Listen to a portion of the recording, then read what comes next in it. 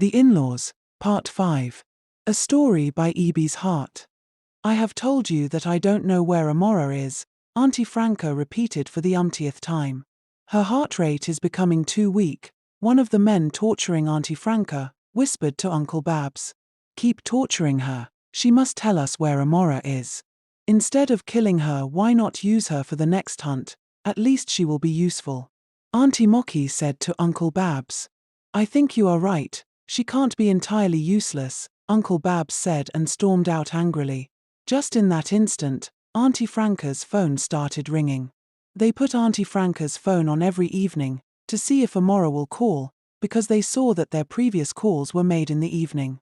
The phone rang severally, and they switched it off. Auntie Franca have been feeling dizzy due to the beatings they gave her.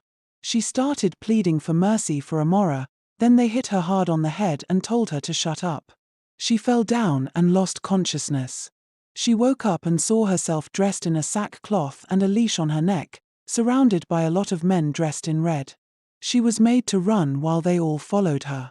She fell down and they all pounced on her and devoured her. In her last moment, Auntie Franca prayed that her death will not be in vain, that the Okosans must be exposed soon. They all ate her flesh and drank her blood to their fill. Did you get the location she called from? Uncle Babs asked Kelvin on the phone. Kelvin was his chief ICT expert. I did, Kelvin replied immediately. Then get to work, Uncle Babs commanded. Amora's mother followed the other Reverend sisters to the police station to report the kidnap of her sister, Auntie Franca. The police simply took their statement and told them to leave. She tried calling Victor all day, but he refused to pick her calls. She called Amora too and got no response. Then she decided to visit the Okosans' estate. When she got there, they refused to allow her in. She kept explaining herself as the mother of their wife. But all her explanations were useless, because the security guards refused to let her in. She called Pastor Okeke, who also refused to pick up. She called her sons in the United States, but they told her they were in trouble, because the Okosans have withdrawn their sponsorship and they were at the point of being deported. Amora's mother cried all the way home. Meanwhile, Amora have been worried since she heard that Auntie Franca was kidnapped.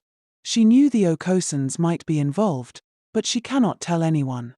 Because telling anyone means putting the person in danger. Amora was crying when Sister Maureen came into her room. You have to leave now, Sister Maureen said, patting Amora at the back. How do you mean I need to leave? I don't understand what you mean. I don't know anyone here in Ghana. Where do I go? Amora asked, crying even more. No, Amora, you are going with that elderly woman outside. Your Auntie Franca made this arrangement. She knew you won't still be safe here, even though we are in another country. So she arranged for you to stay with this old lady until you give birth. She said I should give you this phone, Sister Maureen said, handing over a new phone with a new Ghanaian line in it. Stay safe and don't ever try to contact your mother or anyone in Nigeria. Now go. Amora left with fear and appreciation towards the sisters for their help. Immediately she left, Sister Maureen, who was returning to the hall where they were hosting their retreat, collided with a man who whispered, "We are watching you all. Provide Amora or all of you will not make it back to Nigeria." The man smiled and ran out of the premises. Fear gripped Sister Maureen. She didn't know what to do, so she simply shouted after him, "Amora is not here, she ran away last night." She was shaking with fear while saying this. Amora arrived at her new home at night. It was a very beautiful house surrounded by bushes and trees in a remote village. "You will like it here, my daughter," the old lady that brought her there said, when she saw how she was looking around. "You see, I live alone here, my husband is late, and my only child lives abroad. I always crave company. That was why when Sister Franca told me her niece will come and stay with me for a while, I was overjoyed, so please feel at home. Your auntie and I attended the same convent school in Nigerian, although I was her senior, but she was like a younger sister to me. I chose marriage years later, so I did not complete the other vocation. She had already told me your predicament. I would be as discreet as possible. And you can stay as long you wish to, even after giving birth."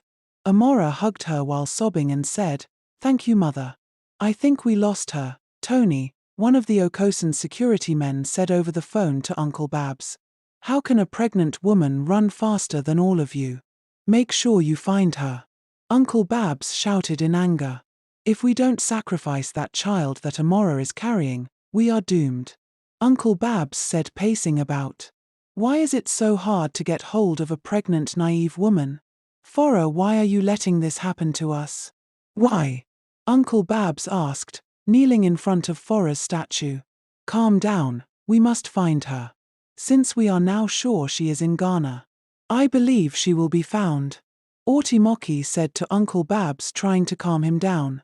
"Do you even know the implication of not finding that woman and the child on time? Okay, let me break it down for all of you. If we don't find and sacrifice that child at 1 year of his birth, we will all turn to stone, statue, one after the other, beginning with me. I will cease to exist. I, Babs, that have lived for centuries will be no more. After which all Okosans all over the world will be turning into statue wherever they are. Until we cease to exist. All our wealth will crumble. Even all the big men, pastors, and politicians we gave power will lose all their power and wealth in a twinkle of an eye. Is that what you all want?" Uncle Babs asked with a roar. They all chorused no with fear. Soon all the Okosans prepared and headed to Ghana. As it is now, it is a matter of survival. Amora must be found before it is too late. They all agreed.